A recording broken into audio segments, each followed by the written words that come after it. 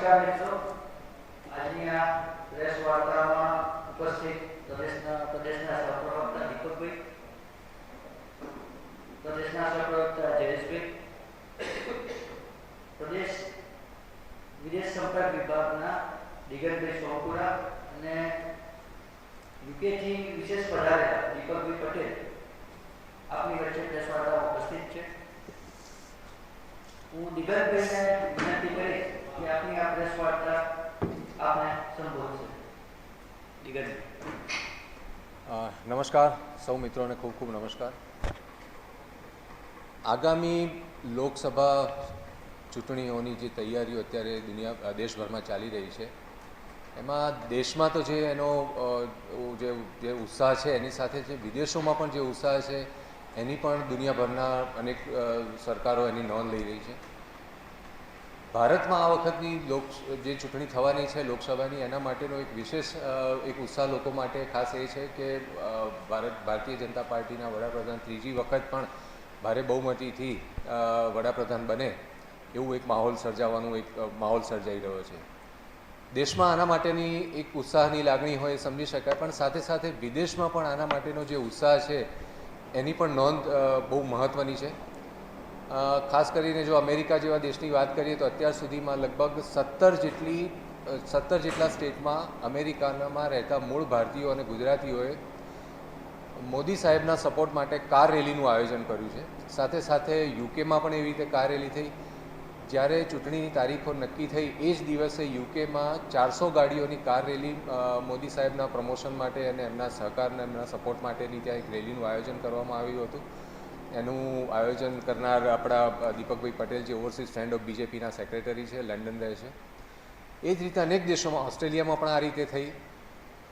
આ બધી જે રેલીઓ પરદેશમાં થઈ, એની સાથે સાથે પરદેશમાં રહેતા અને ખાસ કરીને અમેરિકામાં રહેતા ઓવરસીઝ ફ્રેન્ડ ઓફ બીજેપી અને વિશ્વ હિન્દુ પરિષદના સક્રિય કાર્યકર નીરવભાઈ પટેલ અને વાસુદેવભાઈ પટેલ, એ લોકોને પણ એવો એક આઈડિયા આવ્યો કે આપણે આ પ્રકારની રેલી ભારતમાં પણ કરવી જોઈએ, અને એના માટે એમણે ગુજરાતનું સ્થાન નક્કી કર્યું। તો વિદેશમાં વસતા ભારતીયો અત્યારે ભારતમાં લોકસભાની ચૂંટણીના પ્રચાર માટે જે આવ્યા છે, એ લોકો દ્વારા આગામી 28 એપ્રિલ એટલે કે હવે આવતો રવિવારના દિવસે સવારથી સાંજ સુધી, એટલે અમદાવાદથી એક કાર રેલીનું આયોજન કર્યું છે। આ રેલી અમદાવાદના રિવરફ્રન્ટથી શરૂ થશે અને સુરતમાં એનું સમાપન થશે। આશરે 100 જેટલી ગાડીઓ આમાં જોડાશે। આ 100 જેટલી ગાડીઓમાં ભારતની બહાર વસતા ભારતીયો, ગુજરાતીઓ સાથે ગુજરાતની બહાર વસતા જે ગુજરાતીઓ હોય, કોઈ રાજસ્થાનના હોય, કોઈ દિલ્હીમાં હોય, કોઈ બંગાળમાં હોય, એવા લોકો પણ જે આજે ગુજરાતમાં જે ચૂંટણી પ્રચાર માટે આવ્યા છે, એ લોકો પણ એનઆરજી, જેને આપણે કહીએ છીએ, એનઆરજી અને એનઆરઆઈની એક સંયુક્ત રેલીનું આયોજન કરવામાં આવ્યું છે। આ રેલી અમદાવાદ રિવરફ્રન્ટથી શરૂ થશે અને ત્યાંથી શરૂ થઈને મણિનગરથી લાંભા, લાંભાથી વટવા, વટવાથી નડિયાદ, નડિયાદથી આણંદ, આણંદથી વડોદરા, વડોદરાથી ભરૂચ, ભરૂચથી સુરત ગુજરાતના ભાજપના માનનીય પ્રદેશ પ્રમુખ શ્રી CR પાટીલ સાહેબ એનું સમાપન કરશે।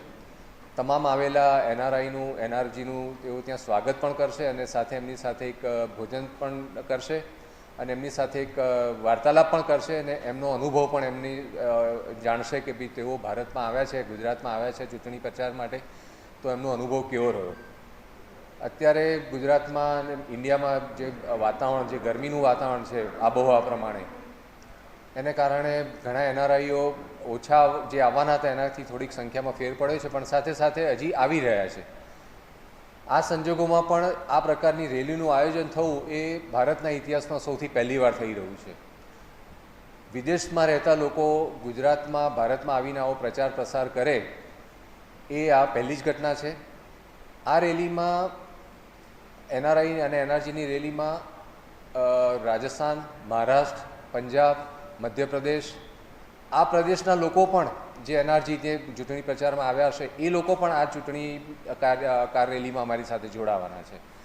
તો સૌથી પહેલી વખત ભારતમાં ઐતિહાસિક રીતે આ જે કાર રેલીનું એનઆરઆઈ દ્વારા જે આયોજન થઈ રહ્યું છે, એનું સંપૂર્ણ આયોજન ગુજરાત પ્રદેશના વિદેશ સંપર્ક વિભાગ દ્વારા કરવામાં આવ્યું છે।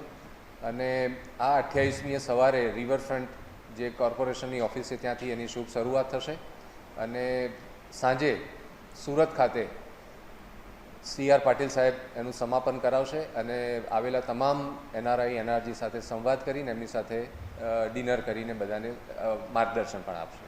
Thank you.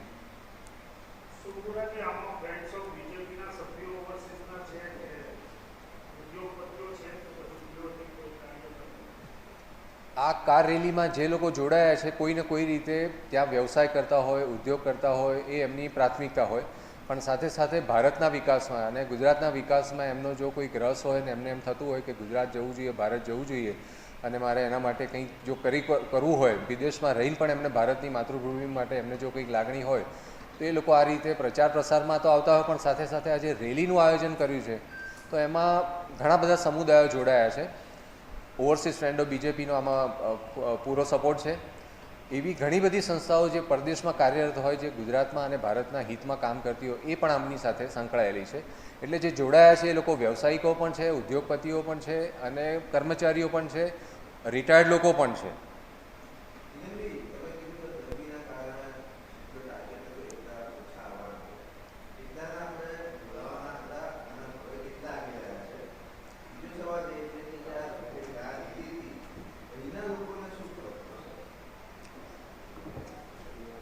અત્યારે જે મેં પહેલાં પણ એમ કહું એમ કે વાતાવરણની જે અત્યારે જે આબોહવા છે એના લીધે કદાચ NRI નહીં થાય, પણ શરૂઆતમાં અમને એવું હતું કે કદાચ આ લોકો ઓછા આવશે. આપણે કોઈને વ્યક્તિગત કોઈને આમંત્રણ આપ્યા નથી, પ્રદેશ તરફથી કે રાષ્ટ્ર તરફથી ક્યાંય કોઈને કંઈ કહેવામાં આવ્યું નથી. એ લોકો સ્વયંભૂ એ લોકો ભારત આવી રહ્યા છે એમના પોતાના ખર્ચે. એક પણ રૂપિયાનો એમણે અહીંયાથી કોઈ પ્રકારનો મદદ કે સહકાર એમણે લીધી નથી. પોતપોતાના ખર્ચે આવી રહ્યા છે અને પોતાના જોખમે એ લોકો આ પ્રચાર કરી રહ્યા છે. એટલે અહીંયા આવે ત્યારે સ્વાભાવિક છે કે એમનો જે રસ ને ઉત્સાહ અને માતૃભૂમિ પ્રત્યેનો પ્રેમ હોય એ એમને વ્યક્ત કરવાની એમની ભાવના હોય. બીજી વાત છે, તમે જેમ કહું એ પ્રમાણે કે આપણને અહીંના લોકોને શું ફાયદો, તો અહીંના લોકોને ફાયદામંદનું તો એ લોકો જ કહી શકે, પણ ખાસ કરીને કે જ્યારે પરદેશમાં રહીને પણ જે લોકો જ્યારે ભારતની ભૂમિ સાથે કોઈક રીતે સંકળાયેલા હોય, તમને ખ્યાલ હશે કે એ લોકો પોતાના વતનમાં લાઇબ્રેરી બનાવતા હોય, સ્કૂલો બનાવતા હોય અને શરૂઆતમાં જ જો આપણે જોઈએ તો એ લોકો ગામમાં પ્રવેશતા પોતાના નામનો ગેટ પણ બનાવતા હોય. તો આ એમની એક કોઈ પ્રકારની એમની એક માતૃભૂમિ પ્રત્યેનો જે લગાવ હોય એના જોડાણની વાત છે. એટલે એ આવે અને અહીંયા એમના મિત્રોને, એમના સ્નેહીજનોને, એમના પરિવારોને અને એમના સર્કલમાં એ પ્રચાર એ રીતે કરે કે ભારતનો વિકાસ જો થઈ રહ્યો હોય તો એવા વિકાસ કરતી પાર્ટીને તમારે વોટ આપવો જોઈએ અને એ જેથી કરીને આ દેશનું પણ સારું થાય. બહુ મહત્ત્વની વાત એ થઈ છે કે છેલ્લા જે 10 વર્ષના ગાળામાં ભારતનું તો નામ જે વિદેશમાં જે રીતે ઉચકાયું છે એને આપ સૌ કોઈ જાણો જ છો. ત્યાંના રહેતા લોકોની જે પહેલાં સ્થિતિ હતી, એ લોકો કોઈક રીતે સતત કામગીરીમાં જોડાયેલા રહેતા હતા, એમનું ક્યાંય કોઈ મહત્ત્વ, ક્યાંક કોઈ નોંધ નથી લેવાતી. એવા સંજોગોમાં આજની તારીખમાં અત્યારે ભારતીયો જે વિદેશમાં વસ્યા છે એમની બહુ સારી રીતે નોંધ લેવાય છે, એમનું માન પણ જળવાય છે અને કોઈને કોઈ એવા સરકારી કામોમાં અને કાર્યક્રમોમાં પણ એમને સારી રીતે જોડવામાં આવે છે. એ આપણા ભારત માટે બહુ જ ગૌરવપૂર્ણ વાત છે.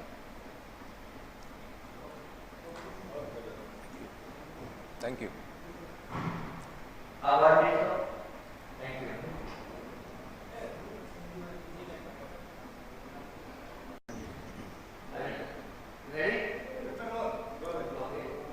नमस्कार, सभी मित्रों का स्वागत है.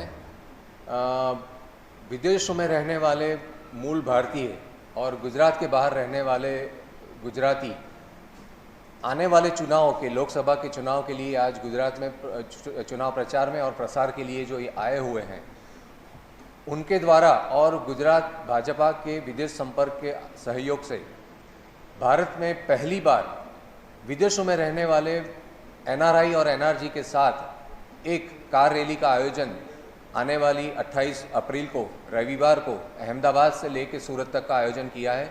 उसमें करीबन 100 गाड़ियाँ जुड़ने वाली हैं. ये 100 गाड़ी में America, Australia, Canada, Africa, UK, Europe, इन देशों के काफ़ी NRI इनमें जुड़ रहे हैं. साथ में गुजरात के साथ जुड़े हुए महाराष्ट्र, राजस्थान, मध्य प्रदेश, पंजाब, इन प्रदेशों के भी जो NRI है वो यहाँ आ रहे हैं और ये रैली में हमारे साथ भाग लेने वाले हैं. ये रैली ये रविवार को सुबह 8 बजे रिवर फ्रंट से शुरू होने जा रही है और ये ख़त्म होगी सूरत में। रविवार को ये रैली जो शुरू हो रही है रिवर फ्रंट से, वो यहाँ से शुरू हो के मणिनगर जाने वाली है, जहाँ मणिनगर के बाद वो लांबा जाएगी, लांबा के बाद नडियाद, नडियाद के बाद आणंद, आणंद से लेके बड़ौदा, बड़ौदा से लेके भरूच और भरूच से लेके सूरत में इनका समापन होगा। इसी प्रकार करीबन 9 लोकसभा चुनाव क्षेत्र को कवर करते हुए ये रैली जब सूरत में CR पाटिल साहब हमारा समापन करवाएंगे, तब सभी NRI के साथ वो संवाद भी करेंगे, उनका यहाँ प्रचार प्रसार का उनका जो अनुभव रहा उनसे भी बातचीत करेंगे और सबके साथ एक प्रीति भोज का भी उन्होंने वहाँ आयोजन किया है। उसके बाद सभी NRI वहाँ से अपने अपने स्थान पे वापस जाएंगे। धन्यवाद। Thank you. જે NRI છે એ લોકોને અહીંયા કોઈ પ્રકારની તકલીફ ના પડે, એમને કોઈ પ્રકારની સહયોગ જોઈતો હોય તો દિલ્હી વિદેશ સંપર્ક વિભાગ દ્વારા એક હેલ્પલાઇન નંબર પણ શરૂ કરવામાં આવ્યો છે। આ હેલ્પલાઇન નંબર ઉપર કોઈ પણ NRI આવીને એમનો કોન્ટેક્ટ કરે ત્યારે પોતાની માહિતી આપે, એના આધારે જે તે વિસ્તારના કે જે તે પ્રદેશમાંથી એ લોકો આવ્યા હોય એમની સાથે એમને સંયોજન કરવામાં આવે છે।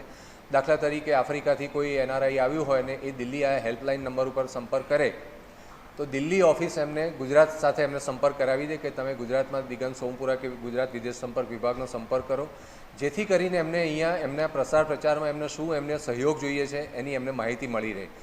આ જે હેલ્પલાઇનનો નંબર જે નેશન વાઇડ જે આપવામાં આવ્યો છે એ નંબર છે 8076707532। હું ફરીથી બોલું છું 8076707573। Thank you.